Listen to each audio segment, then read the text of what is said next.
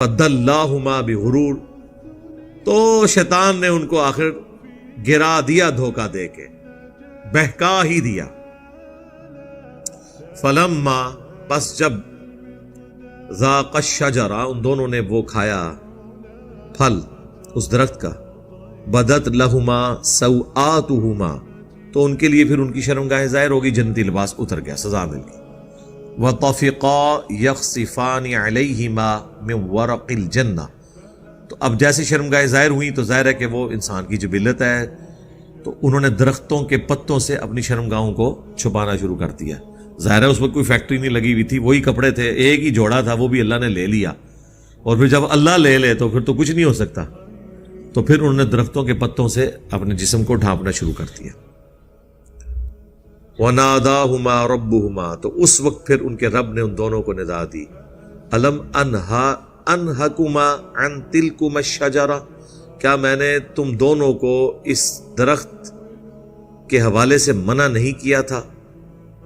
وَأَقُلْ لَكُمَا إِنَّ الشَّيْطَانَ لَكُمَا عَدُوٌّ مُّبِينٌ، اور میں نے تمہیں یہ بھی بتایا تھا کہ بے شک شیطان تمہارا کھلا دشمن ہے۔ ظاہر ہے کہ شیطان بنے ہی ان کی وجہ سے تھا نا، انکاری یعنی سبب تو وہی بنے نا، تو جیلسی فیکٹر، اسی لیے ابلیس کہا جاتا ہے، ابلیس جیلسی رکھنے والا، حسد کرنے والا۔ تو اللہ نے فرمایا میں نے تمہیں یہ بتایا تھا، پھر بھی تم سے یہ ہو گیا۔ اب یہاں پہ وہ فرق ظاہر ہو جائے گا۔ یہی سوال اللہ تعالیٰ نے شیطان سے کیا تھا جو پچھلی دفعہ آیا تھا، کہ شیطان سے اللہ نے فرمایا تھا تجھے کس چیز نے منع کیا جب میں نے تمہیں حکم دیا تھا کہ تم اس کو سجدہ کرو، آدم کو۔ اور یہاں پہ بھی اللہ تعالیٰ کیا فرما رہا ہے کہ تم دونوں کو میں نے بتایا تھا شیطان کھلا دشمن ہے، پھر تم نے کیوں وہ درخت کھایا؟ شیطان نے جواب دیا تھا میں اس سے بہتر ہوں۔ آدمی کا جواب سنیں کیا ہے، اور دیکھ لیں کہ ہم آدم کے ساتھ ہیں یا شیطان کے ساتھ ہیں۔ قالا، ان دونوں نے کہا ربنا ظلمنا انفسنا، اے ہمارے رب ہم نے ظلم کیا اپنی جانوں پر، وَإِن لَّمْ تَغْفِرْ لَنَا، اور اگر تو نے ہمیں معاف نہ کیا، وَتَرْحَمْنَا، اور ہم پر رحم نہ فرمایا، لَنَكُونَنَّ مِنَ الْخَاسِرِينَ، تو ہم ضرور بالضرور خسارہ پانے والوں میں ہو جائیں گے۔ آدم علیہ السلام نے نہ صرف ان کی بیوی نے غلطی مان لی، بلکہ اللہ کی طرف استغفار کیا، رحم کی اپیل کی، اور اللہ تعالیٰ نے ان کی توبہ قبول کر لی۔ یہاں الفاظ نہیں موجود، لیکن سورۃ البقرہ میں باقی جگہ آتا ہے کہ اللہ تعالیٰ نے ان کی توبہ قبول کر لی، ظاہر امپلائڈ ہے، اور پھر ان کو اگلا ٹاسک دیے کہ ٹھیک ہے وہ تو ہو گیا، اس سے آگے چلو۔ اب قرآن میں واضح قصہ آدم اور ابلیس میں حضرت آدم علیہ السلام کی توبہ کا ذکر بھی آیا، یہ دعا بھی آ گئی، تو یہ دعا بالکل واضح آ گئی ہے۔ اب اس دعا کے اب یہ لے کے جائیں، آپ 14 ٹیکے لگیں گے آپ کو، آپ مولوی سے جا کے پوچھیں گے قرآن میں تو یہ دعا آئی ہوئی ہے، تو دس ماما تیری دعا کیڑی آیت وچ لکھی ہے، تو آپ کے اوپر گستاخی کے فتوے لگائے گا۔ قال اهبطوا بعضكم لبعض عدو، اللہ نے پھر فرمایا اتر جاؤ اب زمین پہ، تم میں سے بعض کے دشمن ہوں گے۔ ظاہر ہے کہ جیلسی فیکٹر بھی موجود ہوگا، اور بعض کے دشمن سے مراد ہے شیطان انسان کا دشمن ہوگا، کیونکہ ہر ابن آدم کے ساتھ ایک شیطان بھی پیدا ہوتا ہے جو اس کے ساتھ اٹیچ ہو جائے گا، جو صحیح مسلم میں حدیث ہے، بخاری میں بھی ہے، مسلم میں تفصیل کے ساتھ ہے، ہر انسان کے ساتھ ایک جن اور ایک فرشتہ اٹیچ ہے۔ جن وہ شیطان جو اسے برائی کی طرف بلاتا ہے، اور فرشتہ اسے اچھائی کی طرف بلاتا ہے، وہ بعض کے دشمن ہے۔ وَلَكُمْ فِي الْأَرْضِ مُسْتَقَرٌّ وَمَتَاعٌ إِلَىٰ حِينٍ، اور تمہیں زمین میں رہنا ہے کچھ عرصے کے لیے، اور وہاں تمہارے لیے نفع اٹھانے کی جگہ موجود ہے۔ اللہ نے سارے ریسورسز دنیا میں دے دی ہیں، یہ تمہارا ٹیسٹ ہے۔ تو وہ ایک چھوٹا منی ٹیسٹ ہوا ہے جنت کے اندر کہ یہ کام نہیں کرنا ورنہ جنت سے نکل جاؤ گے، وہ کام کر لیا، رزلٹ نکل آیا، ایک چھوٹا ٹیسٹ تھا۔ پھر اللہ نے کہا اب تو نکل تو گئے ہو، اب زمین پہ تمہیں بساؤں گا، وہاں بھی یہ حکم دوں گا کہ یہ کرنا ہے یہ نہیں کرنا، تو جو کرے گا وہ جنت میں چلا جائے گا، جو انکار کرے گا، نافرمانی کرے گا، وہ جائے گا جہنم میں۔ اور دنیا میں یہ ہو رہا ہے، آپ دیکھ اللہ تعالیٰ نے چیزیں رکھ دی۔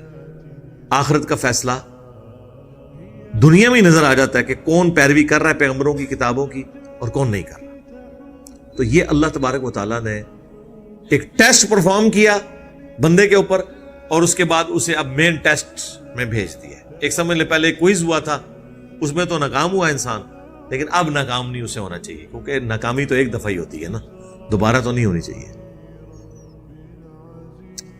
قال فیہا تحیون وفیہا تموتون ومنہا تخرجون. اللہ نے یہ بھی فرمایا اسی میں تم زندہ رہو گے, اسی میں تم مرو گے.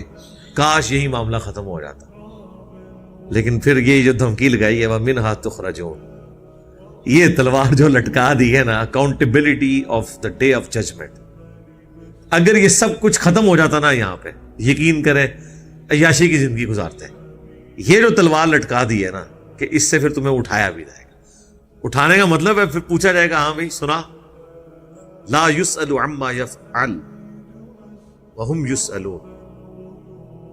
اللہ کو کوئی نہیں پوچھ سکتا کہ اس نے یہ کیوں کیا, اللہ ہر ایک کو پوچھے گا. اللہم حاسبنا حسابا یسیرا, آمین. یا بنی آدم, اے اولاد آدم, قد انزلنا علیکم لباسا. اب چونکہ لباس کا ذکر ہوا تھا, جو کپڑے اتر گئے تھے ہمارے ماں باپ کے, اللہ نے اس کا ذکر کیا ہے کہ ہم نے بے شک اتارا ہے آسمان سے لباس تم پر. یواری سوآتکم وریشا, جو تمہاری شرمگاہوں کو بھی ڈھانپتا ہے اور تمہارے لیے زینت کا باعث بھی ہے. ایک تو اس سے پردہ ہے, دوسرا ایک خوبصورتی بھی تو ہے نا لباس. یہ آپ نوجوانوں سے پوچھیں نا جو عجیب و غریب قسم کی پینٹیں پھاڑ کے پھر رہے ہیں, عجیب و غریب قسم کی انہوں نے شرٹیں پہنی ہوئی ہیں, ٹھیک ہے, سوٹ کے اوپر کلفیں لگائی ہوئی ہیں, ٹوپیاں بس کس کس رنگوں کی پہنی ہوئی ہیں, اور ناتھانوں کی پگڑیاں آپ دیکھیں کس کس رنگ کی ہیں. تو زینت تو ہے. وَلِبَاسُ التَّقْوَى, اور جو تقوی کا لباس ہے نا, ذَلِكَ خیر, وہ ہے سب سے بہتر. یعنی یہ تو ظاہری لباس ہے نا, اپنی برائیوں کو چھپانے کے لیے تقوی کا لباس بھی ہونا چاہیے برائیوں سے بچنے کے لیے.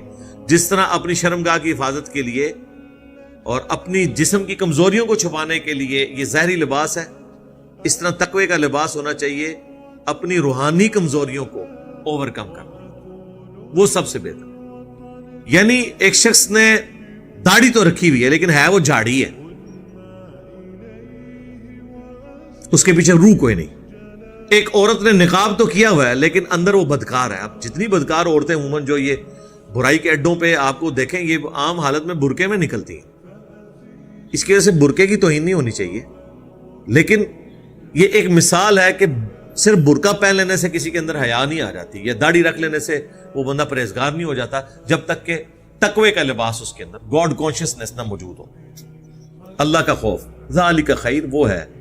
اچھا, اس کے اندر یہ بھی اشارہ مل گیا, یہ ویسے بڑی حیران کن بات ہے, اس طرف ابھی میرا دماغ گیا ہے کہ اللہ تعالیٰ نے فرمایا یہ جو لباس نازل کیا ہے نا, اس سے تمہاری شرمگاہ چھپتی ہیں اور تمہیں زینت ملتی ہے.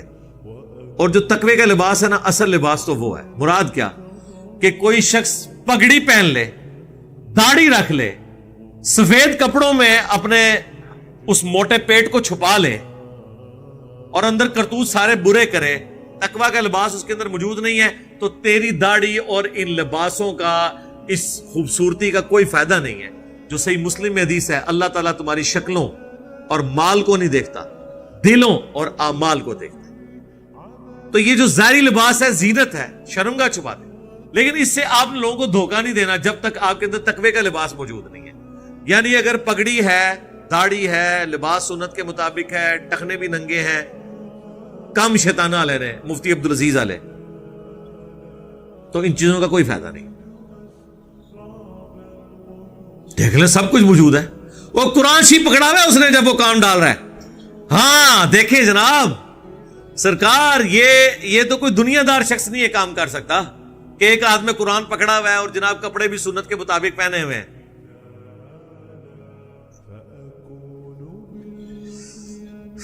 لا حول ولا قوت الا باللہ.